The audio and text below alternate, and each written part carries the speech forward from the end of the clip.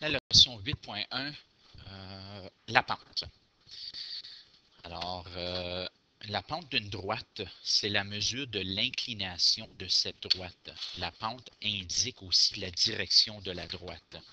Alors, on voit sur le graphique ici, il y a 3 droites.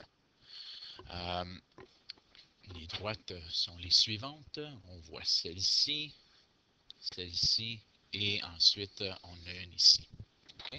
Je vais effacer ça, mais c'est juste pour bien identifier qu'il y a 3 droites et que l'axe des X et l'axe des Y ici ne sont pas des droites.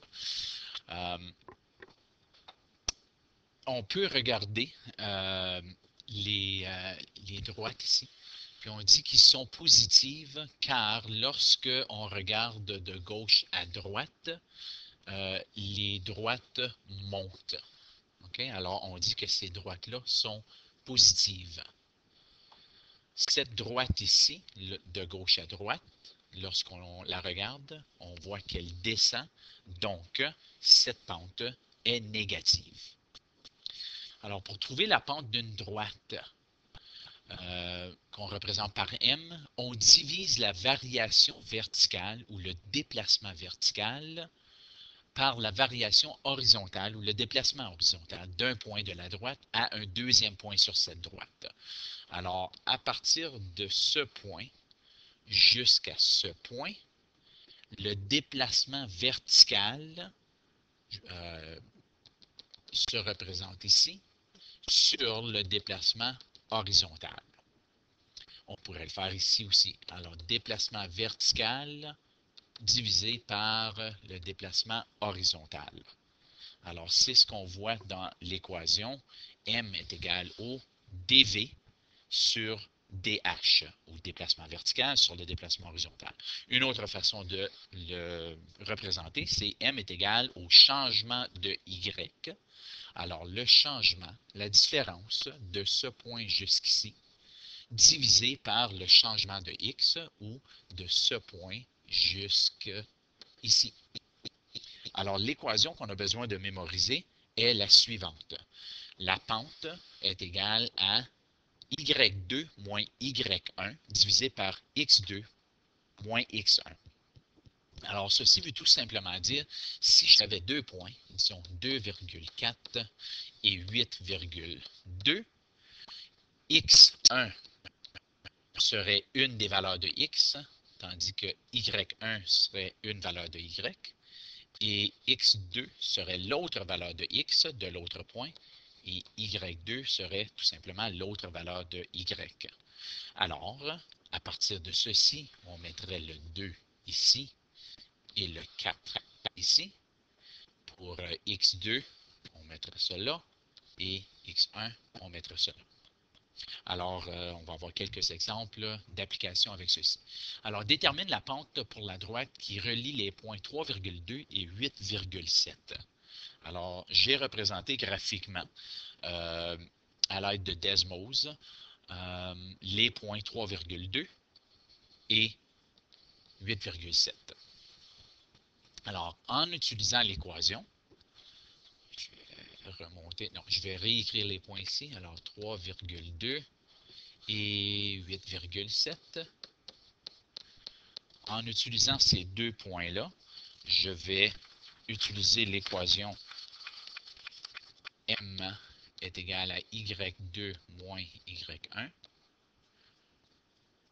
sur X2 moins X1. Alors, M est égal à une des valeurs de Y. Moi, je vais tout le temps ici pour Y2.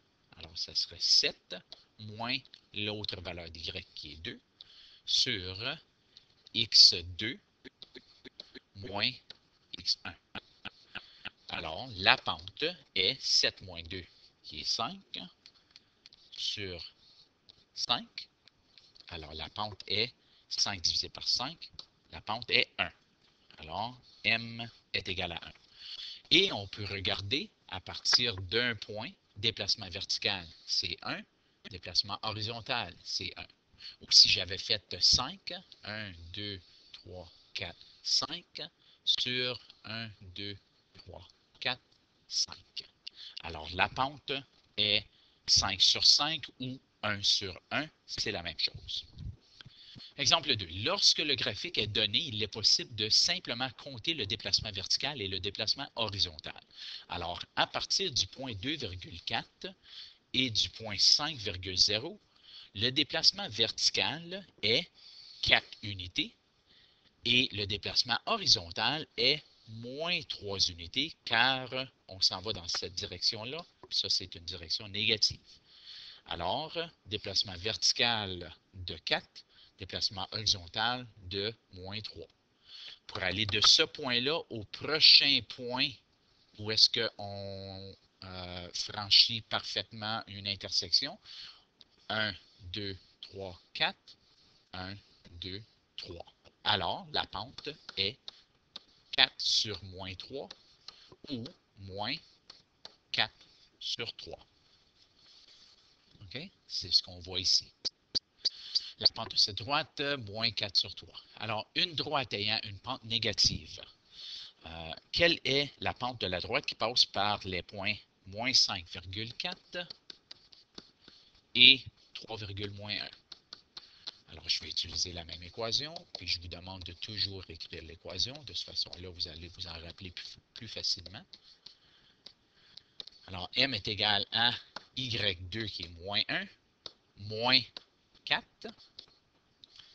x2 qui est 3, moins 5. Alors, moins 1 moins 4, c'est moins 5. 3 moins 5, c'est 8. Donc, la pente est moins 5 sur 8. Et je demanderais que quand on est en train de faire la pente, c'est une bonne idée de ne pas faire la division. Car si je faisais la division, ça me donnerait moins 0,625. 625 millièmes, c'est pas évident, mais moins 5 sur 8, c'est évident qu'à partir d'un point, mon déplacement vertical sera moins 5, 1, 2, 3, 4, 5, et mon déplacement horizontal sera 8. 1, 2, 3, 4, 5, 6, 7, 8. Alors, je peux tracer la pente de cette droite-là plus facilement en utilisant la fraction, car le 5 représente le déplacement vertical, le 8 représente le déplacement horizontal. Moins 0,625, c'est pas évident. C'est la pente, hein, mais c'est juste que c'est beaucoup plus évident lorsqu'on le laisse en fraction. Alors, la pente d'une droite horizontale. Alors, j'ai une droite horizontale ici qui passe par les points moins 2,3 et 5,3. Alors, je veux trouver la pente. M est égal à y2 moins y1 sur x2 moins x1. M est égal à 3 moins 3 sur 5 moins 2. Alors, 3 moins 3, c'est 0. 5 moins 2, c'est moins 7. 0 divisé par moins 7, c'est 0. Alors, lorsqu'on a une droite horizontale, on sait que la pente est toujours 0. Dernier exemple, une coordonnée manquante.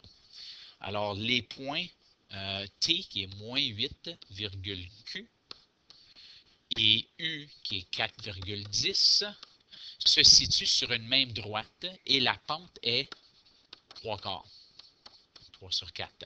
Quelle est la valeur de Q? Bien, en utilisant notre équation, y2 moins y1 sur x2 moins x1, on nous donne M qui est 3 quarts, on nous donne y2 qui est 10, moins y1 qui est Q, c'est ce qu'on recherche, x2 est 4 et x1 est moins 8. Alors, qu'est-ce que ça nous donne?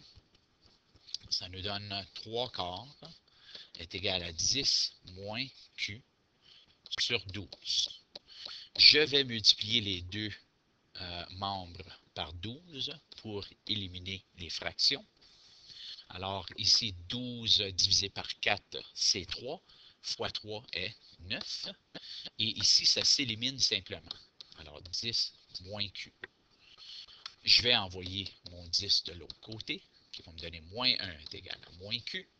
1 est égal à Q. Alors, le point manquant est 1.